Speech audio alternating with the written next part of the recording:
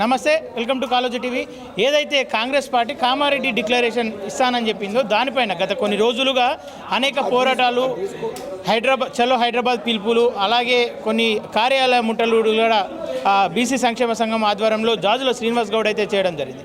అయితే దాంట్లో భాగంగా ఈరోజు బీసీ సంఘాల నాయకులు కావచ్చు, పీసీసీ అధ్యక్షునితో ఈరోజు ఒకైతే భేటీ అయితే జరగడం జరిగింది.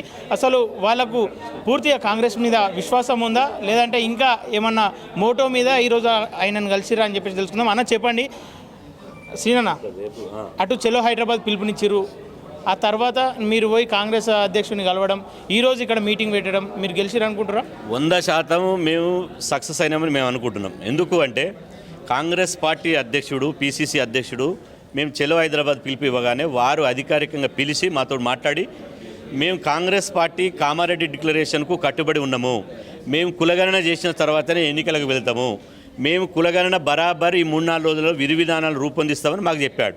అన్న 4 గోడల మధ్య కాదు చెప్పాల్సింది, బీసీ సమాజానికి చెప్పాలి మీరు అంటే.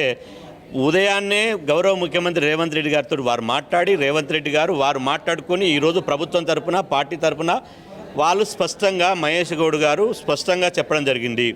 మేము కామారెడ్డి డిక్లరేషన్ చేసిందే, మేము కామారెడ్డి డిక్లరేషన్ ప్రకారమే మేము ఎన్నికలకు వెళ్తాము, కులగణన చేసిన తర్వాతనే మేము స్థానిక సంస్థల ఎన్నికలు వెళ్తాం. కేంద్రం నుంచి నిధులు ఆగిపోయినా సరే, ఆర్థికంగా నష్టపడినా సరే, కానీ బీసీలకు ఇచ్చినటువంటి మాటను మేము నిలుపుకుంటాము. ఇవాళ కులగణన మా కాంగ్రెస్ పార్టీ పేటెంట్ అని వారు చెప్తున్నారు. ఇప్పుడు అధికార పార్టీలో ఉన్న వాళ్ళు, చేయాల్సిన వాళ్ళు, చేసే బాధ్యత ఉన్న వాళ్ళు చెప్పినప్పుడు మేము నమ్ముతాం. ఎవరో దారిన పోయే దానయ్య ప్రతిపక్షంలో ఉన్నోడు చెప్తే నమ్మాల్సినటువంటి పని లేదు. కాబట్టి ప్రభుత్వం మీద, పార్టీ మీద మాకు పూర్తి విశ్వాసం ఉంది. ఖచ్చితంగా కులగణన జరిగిన తర్వాతనే స్థానిక ఎన్నికలు వెళ్తామంటుండే కాబట్టి మేము విశ్వసిస్తున్నాం, నమ్ముతున్నాం. ఓకే, మరి ఇంతకాలం ఆమరణ నిరాహార దీక్షలు చేసిర్రు, ముట్టడిలు చేసిర్రు, ఇంతకాలం ఎందుకు గోప్యంగా ఉంచిర్రు?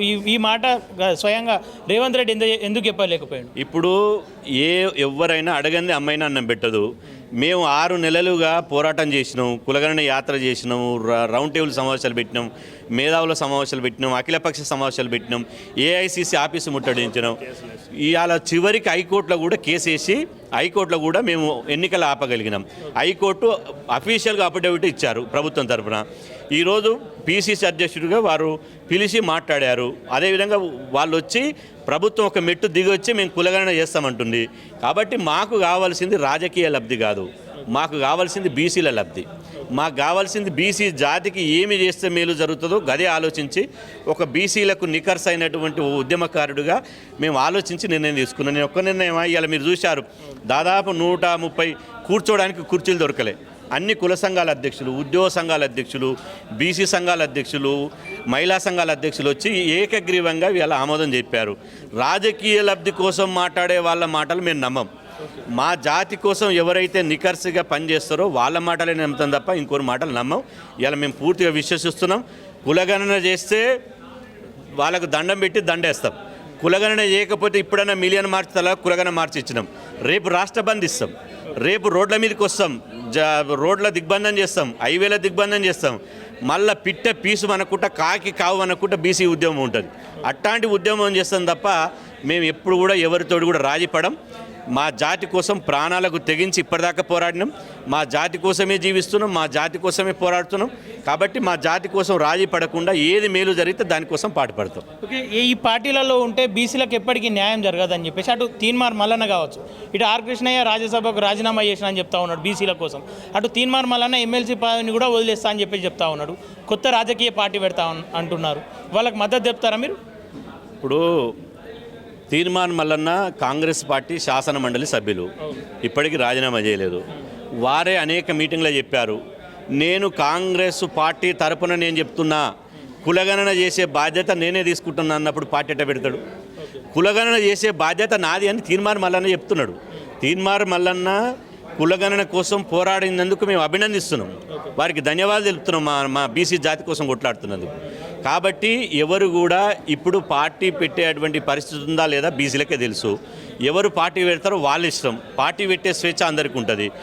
ఆ తర్వాత ఆర్ కృష్ణయ్య గారు బీసీల కోసం రాజీనామా చేసినామంటారు. దేనికోసం చేసినామో చెప్పండి. మా ఆర్ కృష్ణయ్య గారు మా గురువు, ఇవాళ బీసీల కోసమే రాజీనామా చేసినామంటున్నారు కదా, మరి దేనికోసం రాజీనామా చేస్తున్నా అనే విషయాన్ని ఎందుకు చెప్పలే? మీకు మీరే ఢిల్లీకి పోయి రాజీనామా చేసి అక్కడ రాజ్యసభలో బులెటిన్ విడుదల చేసిన దాకా ఏ బీసీకి ఎందుకు తెలియదు? ఎవరితో సంప్రదించినావు? రాజీనామా చేసినావు అంటున్నావు కదా, ఏ డిమాండ్ కోసం రాజీనామా చేసినావు? ఇవాళ రాజ్యసభ అనేది తెలంగాణ రాష్ట్ర పరిధికి సంబంధించింది కాదు, ఈ దేశానికి సంబంధించింది. మరి మహిళా బిల్లులో బీసీ మహిళలకు సబ్ కోట పెట్టకుండా రాజ్యసభలో ఆమోదించినప్పుడు దానికి ఓటేసినావు కదా, అప్పుడు ఎందుకు రాజీనామా చేయలే? మహిళా బిల్లులో బీసీ మహిళలకు సబ్ కోటా లేదు కాబట్టి రాజ్యసభ పదవి నా కాలి గోటితో సమానమైనందుకు రాజీనామా చేయలే. దేశవ్యాప్తంగా బీజేపీ కులగణన చేయను అని అంటున్నది. మరి బీజేపీ చేయనందుకు ఇలా పార్లమెంట్లో మాట్లాడి నేను దీనికి రాజీనామా చేస్తున్నా ఎందుకు చెప్పలే? చట్టసభలో రిజర్వేషన్లు కావాలంటున్నావు, నువ్వు చట్టసభలో ఉంటే అవుతుందా లేకపోతే అవుతుందా? మరే ఏ విషయం మీద రాజీనామా చేస్తున్నావో స్పష్టంగా లేదు, ఏ పార్టీలో పోతున్నావో స్పష్టంగా లేదు. ఎందుకంటే నేను ఏ పార్టీలకు పోను. నేను ఇప్పటివరకు పార్టీలలో పోయినా, కాంగ్రెస్లో పోయినా, టీడీపీలకు పోయినా, వైసీపీలకు పోయినా, భవిష్యత్తులో ఇంకా ఇప్పటికే 3 పార్టీలు మార్చిన ఇంకే పార్టీ మారవను అని ఎందుకు చెప్తలేరు? ఇలా బీజేపీలో పోతున్నామని మీడియా కూడా కూర్చుంటే ఎందుకు ఖండిస్తలేవు? కాబట్టి ఎవ్వరూ ఇక్కడ చెవులలో పూలు పెట్టుకోలేరు. ఎందుకంటే బీసీల కోసమే రాజీనామా చేస్తున్నాం అన్నప్పుడు ఏ డిమాండ్ కోసం చేస్తున్నావో స్పష్టంగా బీసీ సమాజం చెప్పాలి.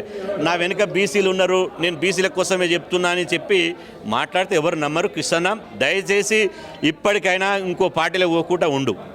ఇప్పటికైనా మీకు ఇప్పుడు రాజీనామా చేస్తున్నావు, మేము సంతోషిస్తున్నాం. కానీ మహిళా బిల్లులో బీసీ మహిళలకు సబ్ కోట చేసేటప్పుడు రాజీనామా చేస్తే సంతోషించేవాళ్ళం. అప్పుడు చేయలే కదా. మహిళా జాతి జనగణన చేయలేదు, కులగణన చేయలేదు, దానికోసం రాజీనామా చేస్తే సంతోషపడేవాళ్ళం. కానీ ఇప్పుడు సమయం లేదు, సందర్భం లేదు. రాజీనామా విషయం చేసే విషయం 3వ కంటికి తెలియదు, ఎవరికి తెలియదు. రాజీనామా చేసి వచ్చి పార్లమెంట్లో బులెటిన్ విడుదల చేసినాక నేను రాజీనామా చేసినట్టే ఎందుకు రాజీనామా చేసినావు? నువ్వు రాజీనామా చేయవలసిన పరిస్థితి ఎందుకు వచ్చిందో పార్లమెంట్లో మాట్లాడాలి కదా, ఢిల్లీలో మాట్లాడాలి కదా. ఒక్క తెలంగాణలో ఉద్యమం చేస్తే పార్లమెంట్లో బిల్లు పెడతారా? మాట్లాడాల్సిన చోట మాట్లాడకుండా ఈడ మాట్లాడితే ఏం లాభం? ఓకేనా, ఈరోజు ఈ సభకు తీన్మార్ మల్లన్నకు ఆహ్వానం తెలిపిరా మీరు? మేము ఓపెన్గా అందరికీ చెప్పినాం. బీసీ సంఘాలు, బీసీల కోసం పాడిపడేటోళ్ళు అందరు రండి అని చెప్పి విస్తృతంగా ప్రచారం చేసినాం. మేము చలో హైదరాబాద్ పిలిపించినప్పుడు దానికి ప్రభుత్వ కాంగ్రెస్ పార్టీ నుంచి వారు వచ్చి చర్చలు జరిపారు. నేను ఓపెన్ చెప్తున్నాడు కాబట్టి మేము అందరికీ ఎవరు రావాలి ఎవరు రావద్దు అనేది లేదు, అందరికీ ఆహ్వానం తెలిపిన. వచ్చేటోళ్ళు వస్తారు, పోయేటోళ్ళు పోతారు. మా ఉద్యమం మాదే. మేము పార్టీలకు ఖచ్చితంగా ఉద్యమం చేస్తాం. మేము వాళ్ళ కాళ్ళు పట్టుకొని వీళ్ళ కాళ్ళు పట్టుకొని పదవులు తెచ్చుకొని మళ్ళీ ఇంకొక కాళ్ళు పట్టుకొని పదవులు తెచ్చుకోవాలనే ఆశతోటి మేము చేయం. మేము నికర్సిగా 25 ఏళ్ళుగా ఎత్తిన జెండా దించకుండా బీసీ ఉద్యమాన్ని నడుపుతున్నాం. ఇప్పటికీ నడుపుతాం, భవిష్యత్తులో నడుపుతాం. ఎవరిని దండం పెట్టేది లేదు, ఎవరికి దండేసేది లేదు. బీసీల కోసం రాజీ లేకుండా కొట్టాడమే మా ఏకైక లక్ష్యం. ఓకేనా, ఫైనల్గా ఒకవేళ ఈ 3 రోజుల్లో కులగణన మొదలు పెట్టకపోతే తర్వాత కార్యాచరణ ఎట్లా ఉండబోతుంది? మేము నమ్ముతున్నాము. ఎందుకు అంటే పిసిసి అధ్యక్షుల వారు చెప్పారు, 3-4 రోజుల్లోనే విధి విధానాలు తీసుకొస్తాం. కులగణన అనేది మా పేటెంటు. కులగణన చేసినాక ఎన్నికలకు వెళ్తామని స్పష్టంగా వారు హామీ ఇవ్వడం జరిగింది, చెప్పడం జరిగింది. ఆ తర్వాత నేను ఒకవేళ బీసీలను నమ్మి నట్టేట ముంచి పోవాలని పోతే ఇప్పటికీ కంటే ఉద్యమం 100 రెట్ల ఉద్యమాన్ని రెట్టింపు ఉత్సవంతో పోరాటం చేస్తాం. కాంగ్రెస్ ప్రభుత్వాన్ని కళ్ళు తెరిపిస్తాం. ఓకేనా, థ్యాంక్ యూ. ఓకే, చూస్తున్నారు కదా ఏదైతే జాజుల శ్రీనివాస్ గౌడ్ చెప్పినటువంటి మాటలు విన్నారు కదా. అయితే కాంగ్రెస్ ఒకవేళ ఇచ్చిన హామీని నెరవేర్చకపోతే మళ్ళీ పోరాటం ఉంటుందని చెప్తా ఉన్నారు. అలాగే ప్రస్తుతం మనతో పాటు గణేష్ గారు ఉన్నారు, ఒకసారి ఆయనతో మాట్లాడదాం. అన్న చెప్పండి, సీనన్నతో గత కొంతకాలంగా ప్రయాణం చేస్తూ ఉన్నారు, మీరు కూడా అనేక పోరాటాల్లో పాల్గొన్నారు. ఎట్లా ఉండబోతుంది ఇప్పుడు? కాంగ్రెస్ ఇచ్చిన హామీ నెరవేర్చుకుంటా అంటుంది, మీ ఒపీనియన్ ఏంది? సార్, ఇప్పుడు కాంగ్రెస్ పార్టీ ఇచ్చిన మాట నిలబెట్టుకోవాలి. మా జాజుల శ్రీనివాస్ గౌడ్ నేతృత్వంలో మరి అన్ని కుల సంఘాలు ఏకమైనామండి. మరి ప్రభుత్వం మొన్న ప్రధానమంత్రి గారు కూడా మమ్మల్ని పిలిచారు, జాజుల శ్రీనివాస్ గౌడ్ నన్ను పిలిచారు, తర్వాత రాహుల్ గాంధీ గారు కూడా పిలిచారు. ఇప్పుడు ఏ పార్టీకి అనుకూలంగా ఏ పార్టీకి ఒక పార్టీ జెండా మోసే వ్యక్తి జాజుల శ్రీనివాస్ గౌడ్ గారు. ఆయన నాయకత్వంలో మరి మేము అన్ని బీసీ కుల సంఘాలు దాదాపు ఇప్పుడు 136 కులాల సంఘాలలో 100 సంఘాలు ఇక్కడ వచ్చినాయండి. అందరం కలిసికట్టుగా ప్రభుత్వంపై ఒత్తిడి తీసుకొస్తున్నాం. ప్రభుత్వం ఇటు దిగొచ్చి బీసీ కులగణన జరిపిస్తామని చెప్తున్నారు. అది తూచా తప్పకుండా జోడో యాత్ర సందర్భం మమ్మల్ని రాహుల్ గాంధీ పిలిచారండి.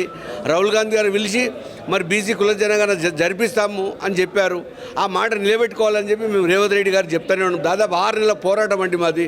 6 నెలల నుండి ప్రతి కలెక్టర్ ఆఫీస్లో ధర్నాలు చేశాము, ఏఏసీ ఆఫీస్ ముట్టడించాము. మరి ప్రతి ఒక్క దగ్గర మేము ప్రతి జిల్లాలు తిరిగాము, ప్రతి మండలంలో తిరుగుకుంటూ కూడా మేము చెప్తున్నామండి.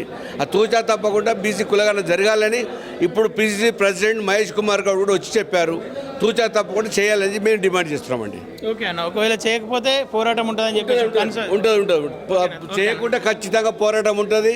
మీరు ఆర్ కృష్ణ గారి గురించి ఒక మాట చెప్పారు, అది సంతోషం. మా గురువు గారే ఆర్ కృష్ణ గారు బీసీలకు చట్టసభలో రిజర్వేషన్ కావాలని పోరాటం చేయాలి, బీసీలకు అదేవిధంగా బీసీలకు మంత్రిత్వ శాఖ కావాలని పోరాటం చేయాలి. అట్లా చేసుకుంటూ రాజీనామా చేస్తే ఇలా బీసీలంతా సమాజం అంతా ఆయన వెంబడే ఉంటుంది. సడన్గా పోయి రిజైన్ చేయడం మాత్రం మాకు బాధాకరం అనిపించింది. ఎందుకంటే పెద్దల సభ అది మామూలు సభ కాదు, పెద్దల సభ చట్టాలు తీసుకొచ్చే సభ అది. ఆ సభలో ఆయన ఉండడం మాకు శుభసూచకం. మరి ఆయన ఇప్పటికైనా కానీ బీసీల కోసం పనిచేయాలని కోరుకుంటున్నామండి. Thank you.